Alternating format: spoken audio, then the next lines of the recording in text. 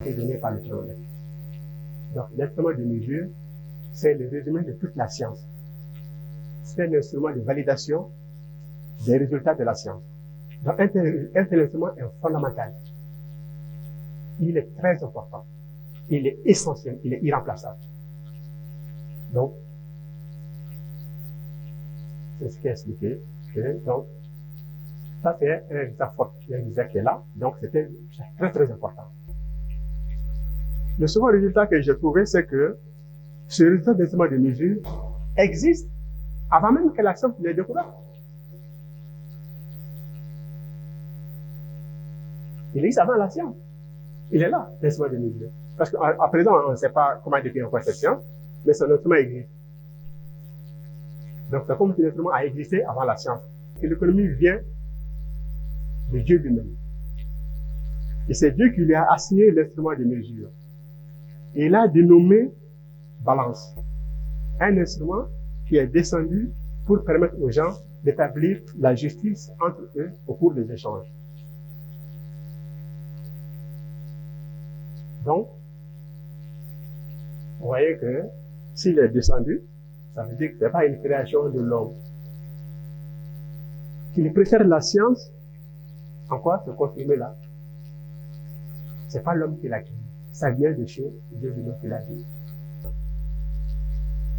C'est ce qui est expliqué dans ce livre-là. Ainsi, nous avons trouvé que cette balance révélée correspond à la monnaie. Mais un instrument qui aura cependant revêtu plusieurs formes de représentation de la société avant de se retrouver dans sa forme actuelle de papier-monnaie. Ainsi que nous allons le vérifier ensemble. Donc, pour le comprendre, il faut voir les échanges, comment ça se fait normalement. Lorsqu'un agent A, qui a son panier de poissons, et veut échanger ça contre du mil, qu'est-ce qu'ils font pour pouvoir échanger? Sinon, ils n'ont jamais eu l'occasion d'échanger ensemble ces deux produits.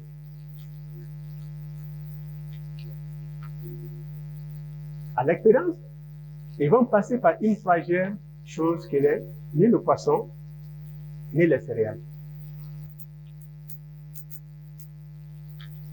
Ils vont par exemple passer par le sel. Pourquoi? Parce que, comme tout le monde mange le sel, c'est possible que le vendeur de poisson a déjà échangé son panier contre du sel. Tout comme le vendeur du mil également, il a dû utiliser le vendeur du sel pour échanger le mil contre le sel. À partir de là, ils vont dire, mais moi je connais le sel. Mon panier de poisson là correspond à une calebasse de sel. Et le vendeur de mil aussi va dire, ah oui, moi je connais aussi cette calebasse de sel là, parce que j'ai déjà échangé mon sac de riz contre deux paniers, contre deux calebasses de sel. Ah, donc comme ça, ils vont comprendre qu'en réalité, donc, le panier de poisson est la moitié du sac de mil précis. Donc, voilà. Ils vont donc pouvoir faire maintenant leur échange parce que ils vont comprendre que le panier de poisson va être échangé contre la moitié du sac de mil. Tout le monde est content. Personne n'a perdu aux échanges. Donc, finalement, l'échange a lieu. Si on regarde dans la deuxième étape, dans ces échanges, des biens contre des biens, le sel a été utilisé comme intermédiaire pour rendre comparable la valeur du panier de poisson avec la valeur du sac de mil. On l'a utilisé comme ça pour les rendre comparables. Troisième étape, dans la pratique, le sel a été utilisé pour jouer ce rôle. Le drap aussi a été utilisé pour jouer ce rôle. Le mouton aussi a été utilisé pour jouer ce rôle.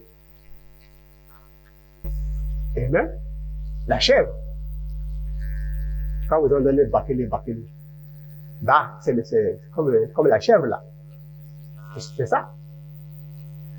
Donc ça a été utilisé comme implément pour servir d'instrument. Donc on dit, donc dans la pratique, le sel, ou même le drap ou le mouton aura été utilisé comme intermédiaire pour servir d'instrument de mesure de la valeur commune des biens que sont le panier de poisson et le sac de mie. Donc, c'est pas nouveau. Cependant, si l'équivalence est ainsi établie entre les valeurs des biens finalement échangés en termes de sel ou en termes de gras, il faut dire que ces valeurs restaient individuellement inconnues. Dire que le panier de sel, la valeur du panier de sel, la valeur du panier de poisson correspond à la calebasse de sel qui correspond à la moitié du sac de mie, mais ça correspond à quoi? On ne connaît pas, ils sont pareils, mais pareils à quoi? On peut dire que les valeurs sont les mêmes, mais combien valent chacune de ces valeurs-là? Mais on ne connaissait pas la valeur de ces objets-là. Donc c'est un inconvénient lorsqu'on échange des biens contre des biens, parce que la valeur des biens normalement échangés n'est pas connue. Même si elles sont égales. Elles sont égales, mais on ne les connaît pas. Quatrième étape. Donc, il faut dire que finalement, si on regarde ce que fait la monnaie aussi c'est un bien qu'on ne mange pas. On ne le met pas dans la bouche pour manger, non. On prend la monnaie parce que la monnaie sert d'intermédiaire entre ces différents biens-là. Si quelqu'un a son sac son panier de poisson, vous le vendez contre la monnaie, vous ferez sa valeur en monnaie. Avec ça, vous allez acheter directement votre livre. Donc, la monnaie aura joué d'intermédiaire comme le sel a joué l'intermédiaire. Vous devez vous le francs français. Exactement la même chose. Supposons que le système, après un temps de fonctionnement, a mis en place, a permis à la population de disposer de 1 million de coups en circulation. Donc, la population a acheté 1 million de coups. A acheté 1 million de coups auprès du roi. Tous ceux qui sont besoin de financement, le roi décidait de définir à la baisse son écu en le ramenant par exemple de 2 livres à 1 livre.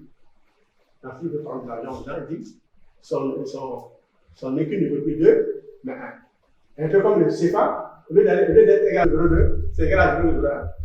Aussi, il a fait partout. En ce moment, qu'est-ce qu'il faisait? Comme le cuir, c'était fabriqué avec de l'or. Donc, la population amène tout son or en le terme de monnaie.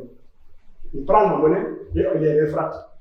Il les fabrique à nouveau pour le retirer chaque fois la diminution de leur place. Donc, il garde ses cartes de côté, il fabrique une million de cuir avec moins d'or, il donne à la population et la population tourne avec ça. Parce que sa monnaie-là, c'est ce qui circule dans son royaume. Si tu n'as pas ta monnaie, tu ne peux pas circuler. Tu ne peux rien faire. Donc, la population amène son or et son en argent, et il enlève ce qui lui convient, et la population fait avec le reste. Le fonds qu'il gardait, il appelait ça le droit de seigneuriage. Alors, est-ce que vous voyez la différence? La même chose avec le franc CFA. On achète le franc CFA, mais maintenant l'avantage du franc CFA, on ne le fabrique plus. Parce que, on ne le fabrique pas parce qu'il n'y a pas d'or dedans. C'est une somme de papier.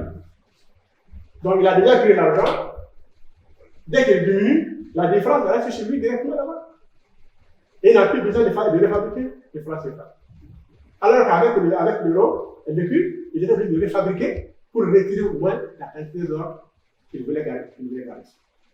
Donc le système a été perfectionné. Et si vous prenez votre argent, sans effort, et surtout encore avec la même facilité, parce que l'homme n'a jamais changé. On ne comprenait pas au Moyen-Âge, et à présent encore, on ne comprend pas. Donc, voilà comment le roi il gagne. Alors ici, il dit le plus égale 1000 livres, après il va décider que mu égale à 1000 livres. Il modifie la définition de l'écu. Comme on modifie la définition de franc CFA. C'est en diminuant. Il retire les écus de la circulation, première étape, et après, il les fabrique avec, deuxième étape, avec moins d'or. Et il gagne de l'argent comme ça. Sur chaque écu, il gagnait mu moins 1 livre d'or. Et voilà. Si le marché, il y avait un bouleversement des prix, comme vous avez vu, les prix augmentent. Comme le statisticien qui ne peut plus acheter son sac de riz, il se balade entre les magasins. Le résultat du piège. Et c'est à la même que la mesure, la communauté apporte au roi 10 millions de livres, 10 millions de grammes d'or, sur lesquels l'ORA prélève la moitié et le retrouve la différence. Dans la contrepartie se trouve dans le système bancaire. Ainsi, la diminution de franc CFA n'est rien d'autre que la réplique de la diminution de l'écu du roi, une pratique moyenâgeuse remise au bout du néocolonialisme. L'abandon en 1792 par la Révolution française, dans le décret du 18 en 3, l'écu qui était soumis à la diminution, exactement comme le CFA, a été aboli. 1795 CFA. Ainsi, les droits de seigneurie sont disparus. La diminution du poids de mesure à travers l'écu n'étant plus possible. Parce que quand vous voulez, il y a l'interdiction. Voilà. Donc ainsi, c'est là qu'on a créé le franc là-bas. Le franc était déjà créé, mais ce n'est pas une monnaie. Le franc a été substitué à la place de la livre, qui était immatérielle. La monnaie, c'est le franc, c'est quoi le franc malien? Un sac d'arachide qui faisait 100 francs, qui faisait 1 franc français, était payé pour 50 francs CFA ou 100 francs maliens. De la même manière, un poteau de 3 mètres, c'est 30 cm ou 300 cm. Donc exactement, c'est-à-dire que le système monétaire, c'est exactement comme le système métrique. Mais le système métrique paraît tellement élémentaire et le système monétaire paraît tellement compliqué qu'il n'y a même pas besoin de c'est formule. Alors que c'est exactement la même chose. Encore plus chose. Est-ce que les objectifs du siècle ont été atteints? À savoir, l'économie sont venus de Dieu avec son instrument de mesure et ses règles. Est-ce que quelqu'un a compris ça? Quelqu'un n'a pas compris ça? L'instrument de mesure là, on l'appelle avant, vient de Dieu. En fait, ce n'est pas une création. Ça existe. On n'invente pas. C'est naturel. Un instrument que l'homme sait utiliser correctement, comme un robot. On l'a aussi vérifié, on sait l'utiliser proprement. Un instrument de mesure, dont l'utilisation est soumise à des règles précises. Ne diminuez pas les poids de mesure, ne donnez pas aux gens sur le doigt. Peser avec une balance, mesurer avec une balance juste. La monnaie est un instrument naturellement utilisé correctement par l'homme, avec un savoir-faire que nous avons vérifié, assurant justice entre les gens au cours des échanges. Est-ce que c'est quelque chose à laquelle vous pouvez penser lorsqu'on a défini là? Est-ce que lorsqu'on a défini la monnaie? Ouais. Lorsqu'on a défini la monnaie, c'était le poids de la force des muscles. Vous constatez quelque chose à laquelle on n'a même pas pensé même en venant ce matin. Mais ça sort tout de suite. Des mesures, ou appelées numéraires, comme le franc CFA, comme le franc malien, qui répètent sur une quantité de talents. Comme le franc français, le franc sénégalais, le franc français, nous aujourd'hui, 0,0152 €. La valeur, pour désigner la valeur, on voit que si seulement la valeur, c'est une quantité de talents. Et c'est ce qui est converti en quantité de unité de mesure. Avec un rapport très simple. Le prix, en français, le franc, ça désigne quoi? Si vous vous rappelez, le prix qu'on a dit, c'était assez compliqué. On dit le prix ici, ça désigne le nombre de fois de la valeur attachée au numéraire contenu qui est dans la valeur de ce bien. Bon, l'économie désigne la science qui étudie la valeur des biens au cours des échanges. Et la monnaie, l'instrument de mesure de la valeur des biens au cours des échanges. Donc, autrement dit, l'instrument de mesure permet de tester l'objet de la discipline. La diminution des poids de mesure. La diminution des mesures de poids concerne en fait la substitution frauduleuse d'une petite unité de mesure à la grosse unité de mesure. Elle représente une politique économique visant à faire profiter l'économie nationale des opportunités offertes par la diminution internationale de la valeur des biens. Donc, la diminution du poids de mesure, ça concerne les instruments de mesure à l'intérieur d'un pays. Il ne faut pas le confondre avec la dévaluation qui consiste une simple modification de définition entre les unités monétaires, entre les États étrangers entre eux. Cette dernière était une pratique d'extorsion des ressources en faveur de l'autorité monétaire en violation des règles de l'échange libre et volontaire. Merci pour votre aimable attention. Pour recevoir le texte de la communication, merci de noter mon numéro WhatsApp. Comme ça, même si vous avez le temps, si vous êtes intéressé, vous m'envoyez un mot, je peux vous appeler.